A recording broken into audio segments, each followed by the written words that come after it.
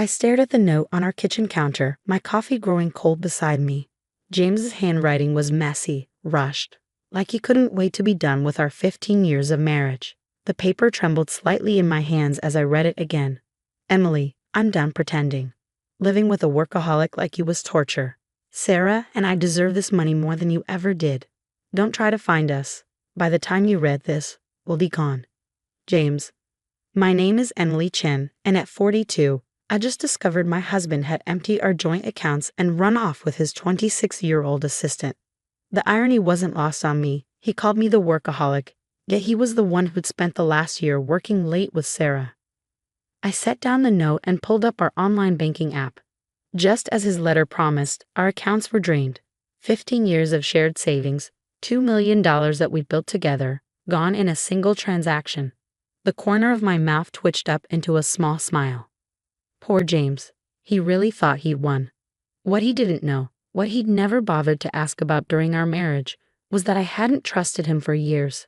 As the CFO of one of Seattle's fastest-growing tech companies, I knew better than to keep all my assets in one place, especially after I caught him Googling how to hide money from your spouse 3 years ago.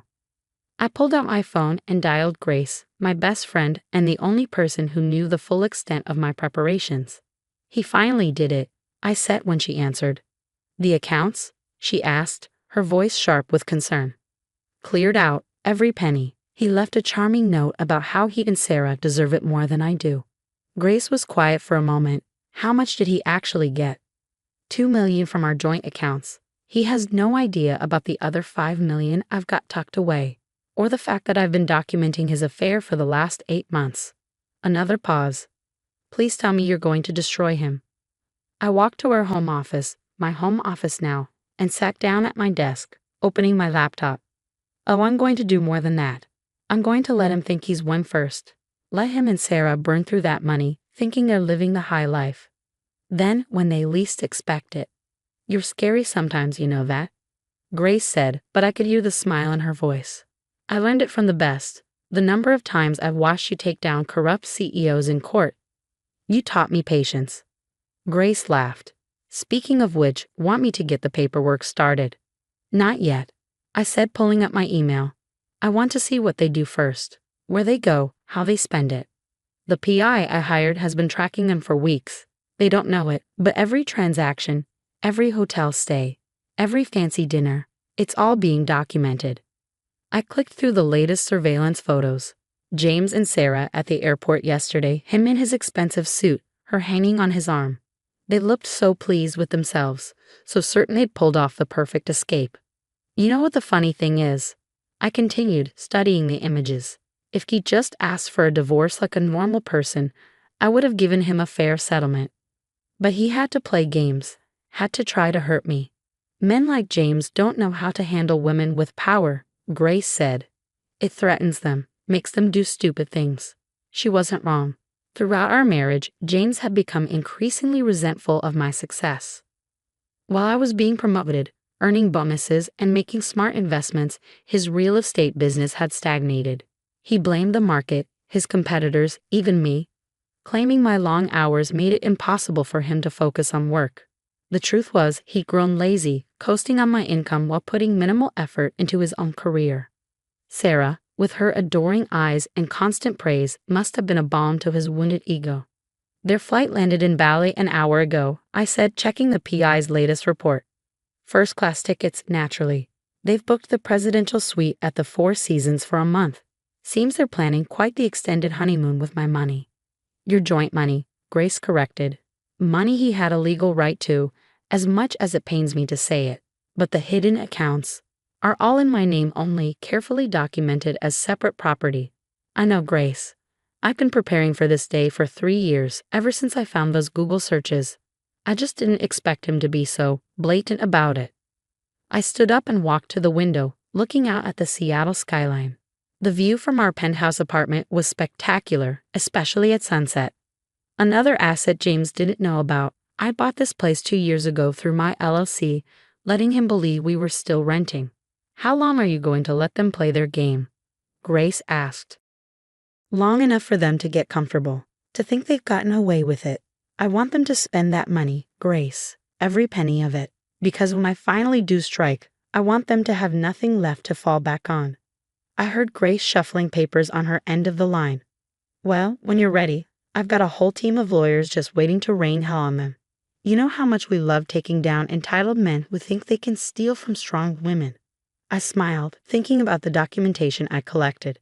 The photos of James and Sarah at expensive restaurants, the video of them kissing in his office, the records of their hotel stays. All of it meticulously organized and dated. The evidence of their affair was just the beginning. I also had proof of James' attempts to hide assets, his business trips that were actually vacations with Sarah, even recordings of him bragging to his friends about how he was planning to leave me. I appreciate that, Grace. But for now, let's just watch and wait. I want to see how this plays out. After hanging up, I went through my normal morning routine. Shower, dress in one of my perfectly tailored suits, apply my makeup with precision. To anyone looking at me, it would seem like just another day. They wouldn't see the rage simmering beneath my calm exterior, the calculations running through my mind. As I was getting ready to leave for work, my phone buzzed with a text from my sister Catherine. Just saw James's Facebook post. It read, "Are you okay?" I pulled up Facebook, curious about what he'd shared.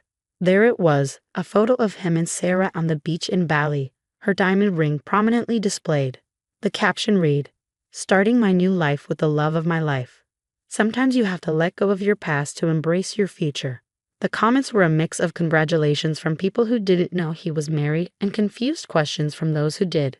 I noticed he'd blocked me, but hadn't counted on Catherine being able to see his posts.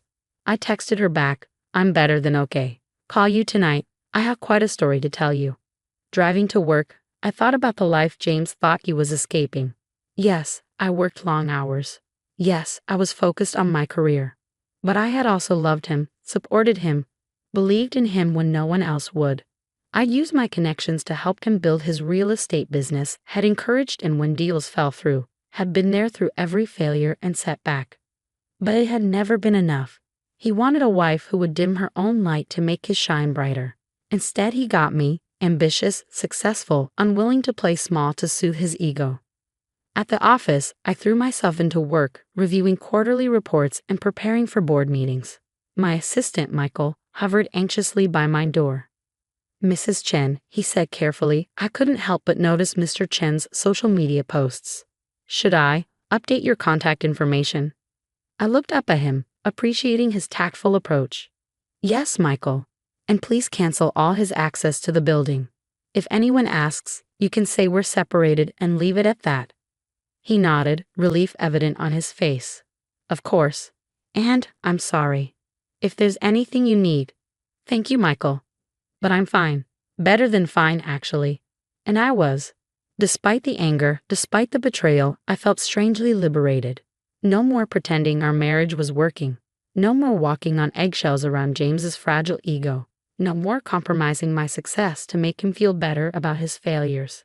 That evening, I met Catherine for dinner at our favorite restaurant. My younger sister had always been the more cautious one, the one who played by the rules. As I told her everything, the affair, the stolen money, my secret preparations, her eyes grew wider and wider. "Emily," she breathed when I finished, "I can't believe he would do this.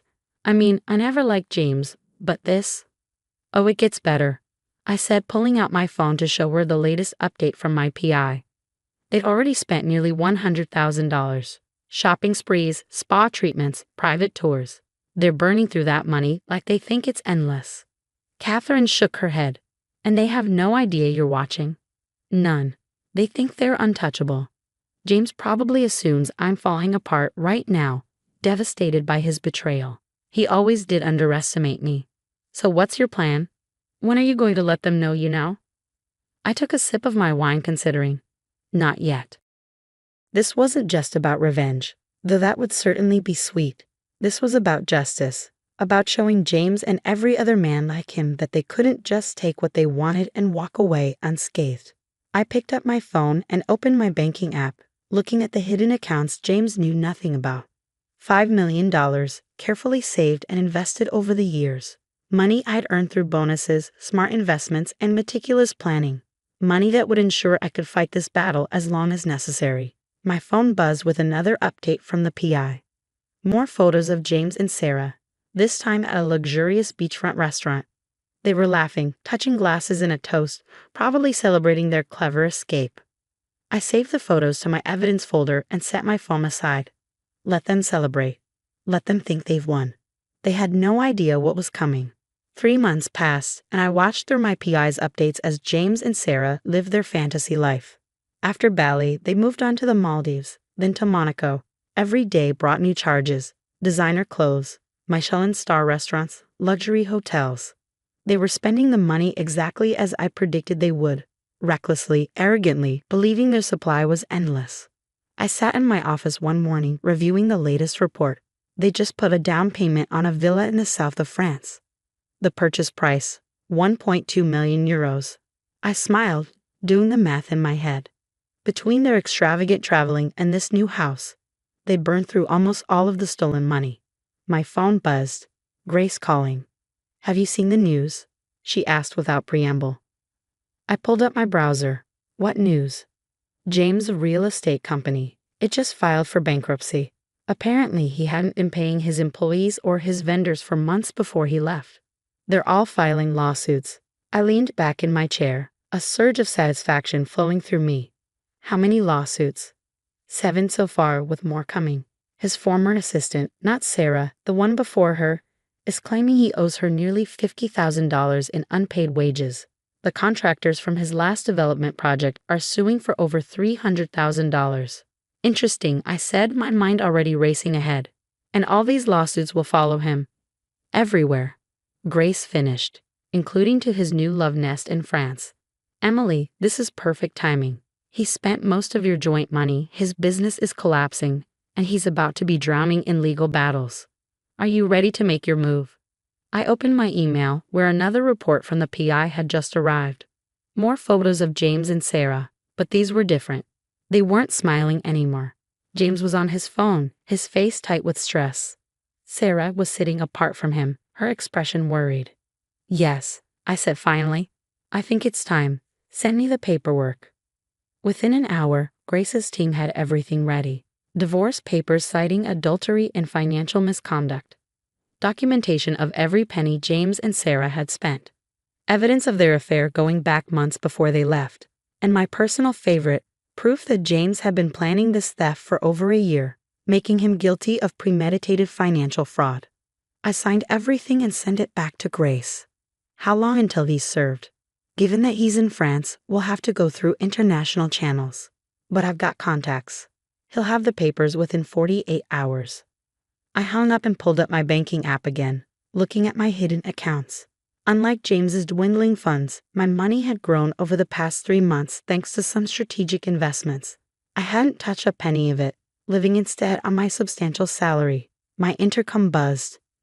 "Mrs. Chen." Michael's voice came through. "There's a woman here to see you. She says her name is Linda Carter. She's one of Mr. Chen's former clients." I recognized the name immediately.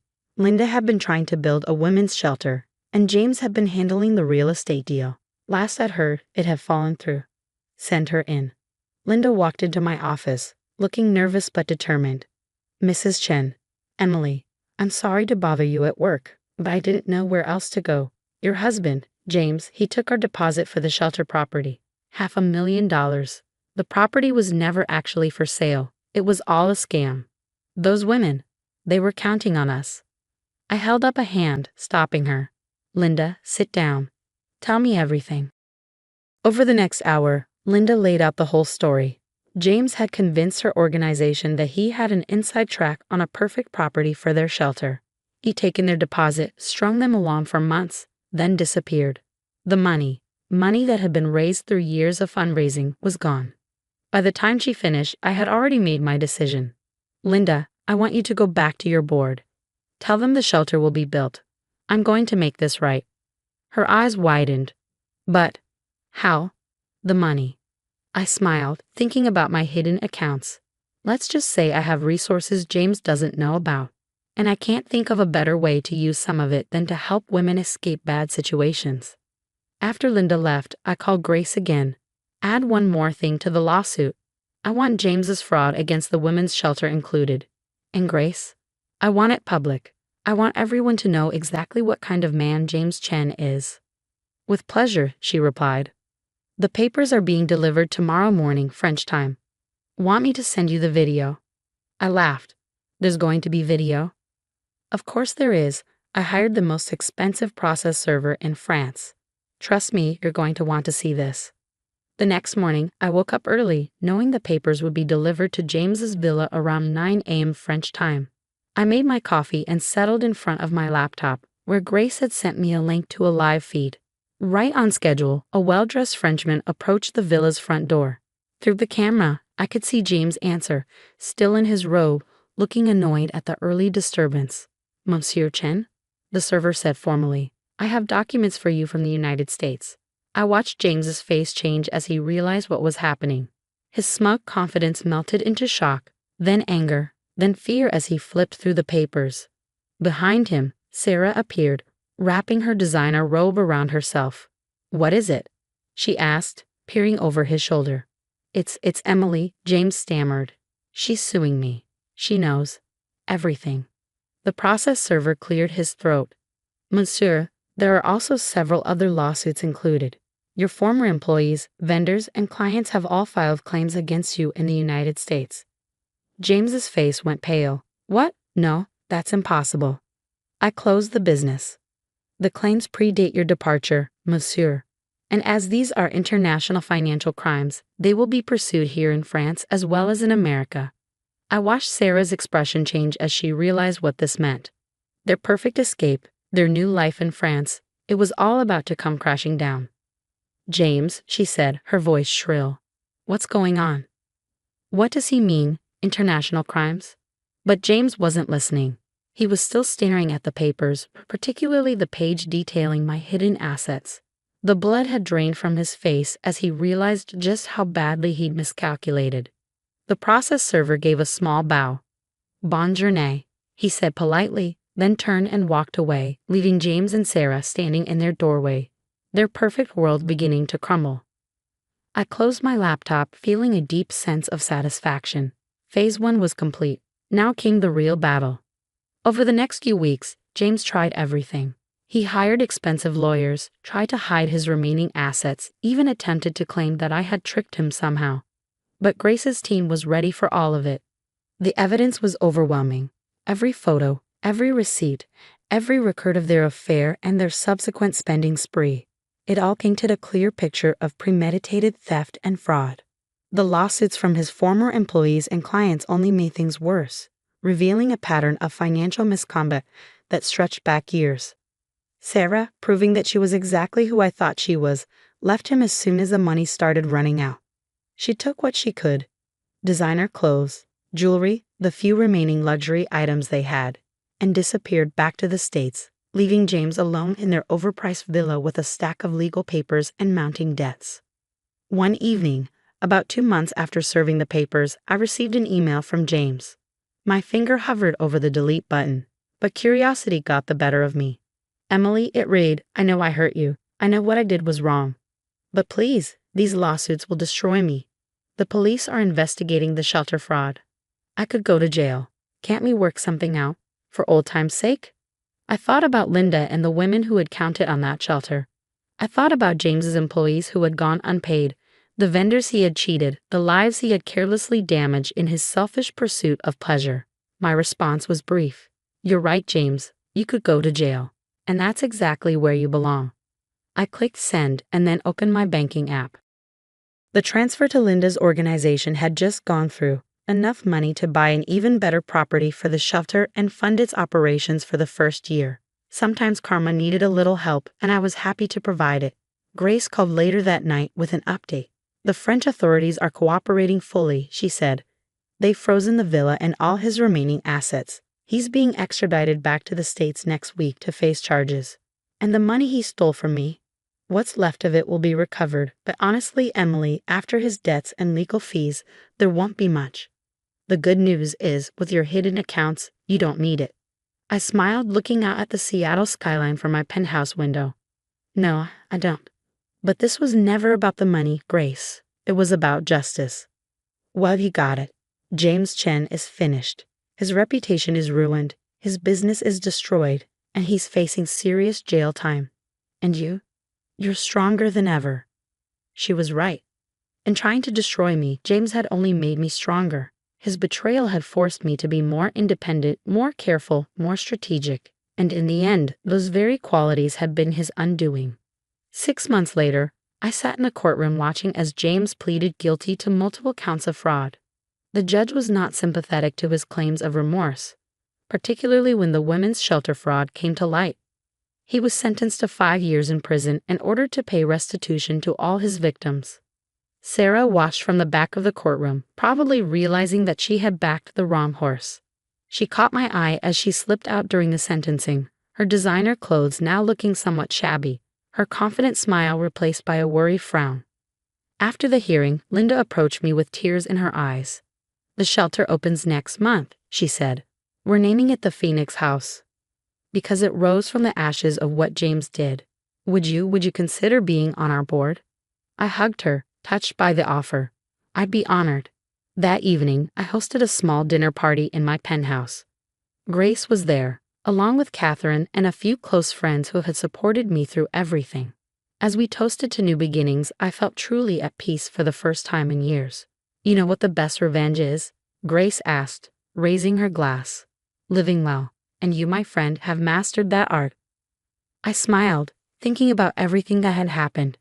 James had thought he was punishing me by leaving, had thought he could break me by stealing what we had built together. Instead, he had freed me to be stronger, smarter, and more successful than ever. As I looked around at the smiling faces of my true friends and family, I realized that I had lost nothing that mattered and gained everything that did. Sometimes the best revenge isn't about getting even, it's about getting better. The next morning, I received a letter from James's prison. I recognized his handwriting on the envelope, but this time, there was no urge to read what he had to say. I dropped the unopened letter in the shredder and headed to work, ready to face whatever challenges the day might bring. After all, I had proven that I could handle anything life threw at me, and I had done it not by being bitter or cruel, but by being smart, prepared, and ultimately true to myself. That, more than any revenge, was the sweetest victory of all.